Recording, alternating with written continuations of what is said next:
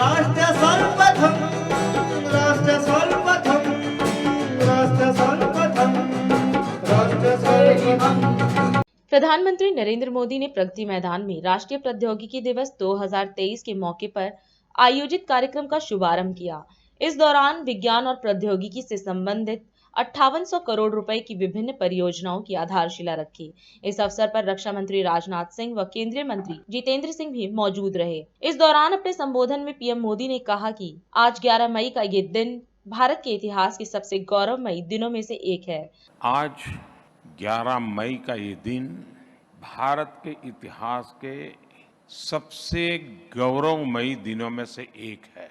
आज भारत के वैज्ञानिकों ने पोखरण में वो उपलब्धि हासिल की थी जिसने मां भारती की हर संतान का सिर गर्व से ऊंचा कर दिया था।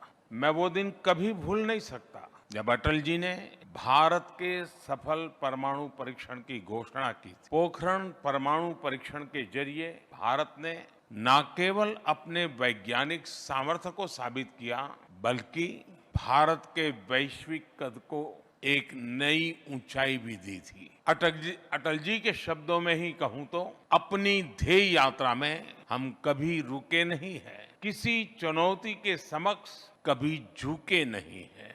मैं सभी देशवासियों को आज के दिन की नेशनल टेक्नोलॉजी डे की बहुत बहुत शुभकामनाएं देता हूं। साथियों, आज इस अवसर पर कई फ्यूचरिस्टिक इनिशिएटिव्स का लोकार्पण और शिलान्यास भी हुआ है।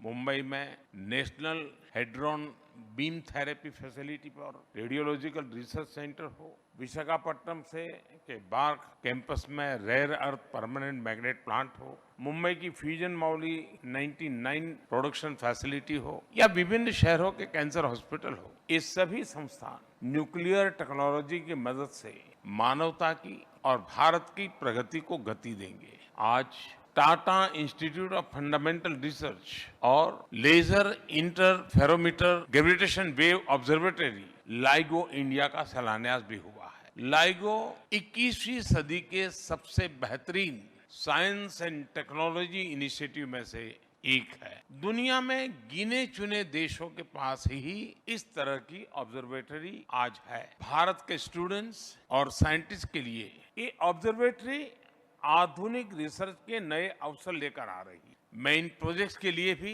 देश के वैज्ञानिक समुदाय को, सभी देशवासियों को बधाई देता हूं। साथियों, आज हम सब यहाँ देश के साइंटिफिक अचीवमेंट्स का उत्सव मनाने के लिए एकत्र हुए हैं। हम सब ने ग्लोबल स्टेज पर लोगों द्वारा यह कहते हुए सुना है कि 21वीं सदी यह भारत की सदी है। वर्तमान में दुनिया को भारत में आशा की एक नई किरण नजर आ रही है और माननीय प्रधानमंत्री जी के नेतृत्व में हमने दुनिया को यह दिखाया भी है कि भारत रूपी सूर्य का उदय हो चुका है और हमारा सूर्य अब अपने पूरे तेज के साथ चमकने को तैयार है। 1998 में दुनिया ने भी देखा कि श्रद्धेय श्री अटल बिहारी वाजपेयी जी के नेतृत्व में ऑपरेशन शक्ति के तहत कैसे भारत ने अपनी वह ताकत दिखाई और पोखरण और रेगिस्तान में एक नहीं 5 सूरज बो दिए।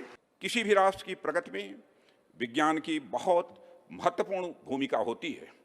हमारे प्राचीन शास्त्रों में लिखा भी गया है कि बलस्य मूलम विज्ञानम, अर्थात शक्ति का स्रोत विज्ञान ही है। जब हम देश में साइंटिफिक अप्रोच को बढ़ावा देते हैं तो इससे राष्ट्र तो प्रगति करता ही है, साथ ही यह हमारी युवा पीढ़ी को भी आगे बढ़ने की प्रेरणा देता है। प्रधानमंत्री जी, गत 9 वर्षों में आपके नेतृत्व में विज्ञान, प्रौद्योगिकीकरण और नवाचार के क्षेत्र में हिंदुस्तान ने एक लंबी छलांग लगाई है। सन 2014 से पहले इस देश में मात्र 350-400 स्टार्टअप्स हुआ करते थे। आपने कहा स्टार्टअप इंडिया, और आज इसकी संख्या 97,000 से अधिक हो गई। 115 यूनिकॉर्न और हिंदुस्तान इकोसिस्टम स्टार्टअप में दुनिया में तीसरे दर्जे पर आन खड़ा हुआ। सन 2014 से पहले ग्लोबल इनोवेशन इंडेक्स पर हम 81वें पैदान पर खड़े थे। आज 41 का जंप लगा करके हम 40वें पैदान पर। सन 2014 से पहले हिंदुस्तान की बायो इकोनॉमी $10 बिलियन थी, आज 8 गुना बढ़ करके $80 बिलियन हो गई है। सन 2014 से पहले पूरे देश में कुल मिलाकर के बायोटेक स्टार्टअप्स की संख्या मात्र 50-55 थी, आज बढ़ करके 6,000 हो गई।